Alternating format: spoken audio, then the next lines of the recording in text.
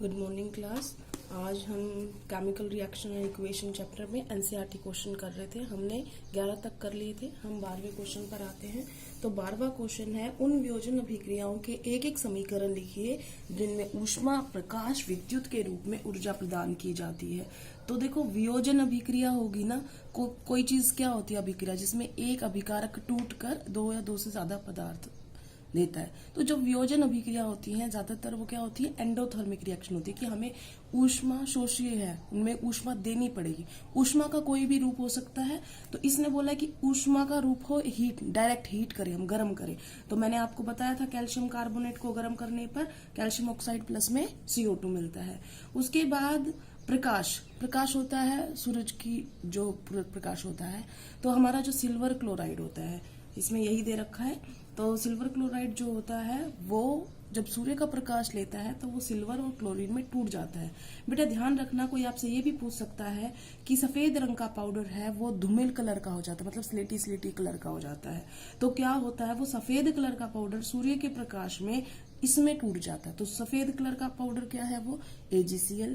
और वो सूर्य के प्रकाश में रखने से धूमिल क्यों हुआ, क्योंकि वो सिल्वर बन गया। और सिल्वर का हल्का सा रंग क्या होता है, थोड़ा सा डल कलर होता है। ये बिल्कुल व्हाइट से थोड़ा सा हल्का सा डल में चला जाता है। तो इस वजह से वो क्या होता है, धूमिल हो जाता है उसका कलर। अब तीसरा उसने बोला विद्युत के रूप में। तो ये वाला भी आपको करवाया हुआ है, क्रियाकलाप में आया था जब पूछा था कि हाइड्रोजन गैस डबल बन रही है, ऑक्सीजन कम क्यों बन रही है। तो ये वही वाला है कि पानी के अंदर से जब विद्युत ऊर्जा गुजारी जाएगी तो विद्युत अपघटन होगा और हाइड्रोजन गैस मिलेगी और ऑक्सीजन गैस मिलेगी। अब दूसरे क्वेश्चन पे आते हैं, विस्थापन एवं द्विविस्थापन अभिक्रियाओं में क्या अंतर है। डिस्प्लेसमेंट एंड डबल डिस्प्लेसमेंट में क्या डिफरेंस है। तो डिस्प्लेसमेंट में तो एक ही बार जो तत्व होता है वो दूसरे तत्व को उसकी जगह से बाहर निकालता है, जबकि द्विविस्थापन में क्या होता है, एक इधर आता है दूसरा उधर जाता है। इसका मतलब आयनों का आदान प्रदान होता है। तो यही इसमें लिख रखा है कि विस्थापन के अंदर एक परमाणु जो है दूसरे परमाणु को विस्थापित करता है, जबकि द्विविस्थापन में उनका आपस में लेन देन होता है आयनों का। ठीक है, तो ये देखो, एक यौगिक है एक तत्व है, एक यौगिक है एक तत्व है। तो ये विस्थापन अभिक्रिया का एग्जाम्पल है। आयरन ने कॉपर को उसकी जगह से हटा दिया, ठीक है ना, आयरन सल्फेट बन गया। इस क्वेश्चन को दूसरे रंग से भी हम बोल सकते हैं कि नीला कलर जो कॉपर सल्फेट का है उसमें लोहे की कीले डालने के बाद रंग क्यों बदल जाता है। तो कॉपर सल्फेट नीले कलर का होता है, जैसे उसमें लोहे की कीले डालते हैं तो ये आयरन सल्फेट बन जाता है जो कि हरे रंग का होता है, इसलिए नीला रंग खत्म हो जाता है। क्वेश्चन शायद पहले आया भी हुआ हो।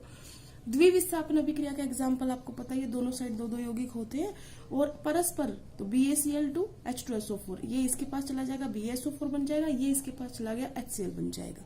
तो ये हमारा हो गया द्विविस्थापन का एग्जाम्पल और अंतर।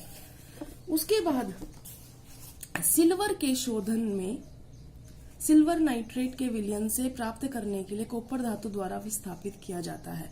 तो क्या है, हम ये पूछ रहे हैं कि जो आपका कॉपर हुआ, ठीक है ना, जो कॉपर धातु है वो सिल्वर नाइट्रेट के विलयन से, सिल्वर नाइट्रेट, ये हमारा सिल्वर नाइट्रेट है।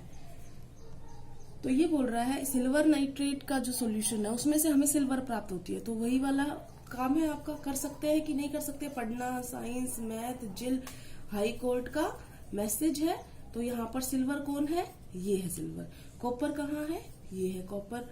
तो कॉपर निकाल सकता है ना सिल्वर को उसकी जगह से। तो कॉपर तांबे को जो है, तो तांबा जो है वो सिल्वर नाइट्रेट के सॉल्यूशन में से सिल्वर को बाहर निकाल देता है। तो ये बन जाएगा कॉपर नाइट्रेट प्लस में सिल्वर बाहर निकल जाएगा। बैलेंस कर देते हैं हम, ये बैलेंस हो गया, ठीक है ना, इसलिए हम तांबे को यूज करते हैं। ठीक है, अब अवक्षेपण अभिक्रिया से आप क्या समझते हैं। अवक्षेप बताया था आपको, अवक्षेप बताया था कि जब भी कोई अघुलनशील पदार्थ बनता है ना, जैसे रिएक्शन है ये वाली, हमने अवक्षेपण अभिक्रिया बताई है। इसमें सफेद रंग का अवक्षेप बन रहा है, कैसे, देखो आपने क्या करवाया, बेरियम क्लोराइड की रिएक्शन आपने सोडियम सल्फेट के साथ कराई। तो यहाँ पर देखो क्या हुआ, ये बन गया सॉलिड सब्सटेंस जो बना उसे क्या बोलते हैं हम, अवक्षेप बोलते हैं, जो अघुलनशील पदार्थ है। देखो ये तो घुला हुआ है, NaCl है, ये सफेद सफेद कलर का ऊपर आ जाएगा, तो वो हमारा अवक्षेपण अभिक्रिया का उदाहरण होगा, क्योंकि इसमें अवक्षेप का निर्माण हो रहा है। तो अवक्षेपण अभिक्रिया वह होती है जिसके अंदर अवक्षेप का निर्माण होता है। इंग्लिश मीडियम में बोला होगा what do you mean by precipitation reaction, give one example. Example यही रहेगा, बस आपने बोलना है the reaction in which A precipitate is formed. Oxygen के योग या ह्रास के आधार पर, योग मतलब जुड़ना, ह्रास मतलब होता है हानि होना, के आधार पर निम्न पदों की व्याख्या कीजिए। ये मैंने आपको समझा रखा है।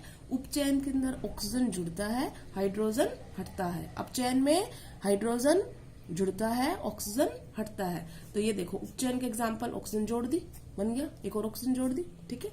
अपचयन में यहाँ पे ऑक्साइड था, उसका हटा दिया ऑक्सीजन, इसमें ऑक्साइड था, हटा दिया, ठीक है। तो ये दोनों अपचयन के उदाहरण है।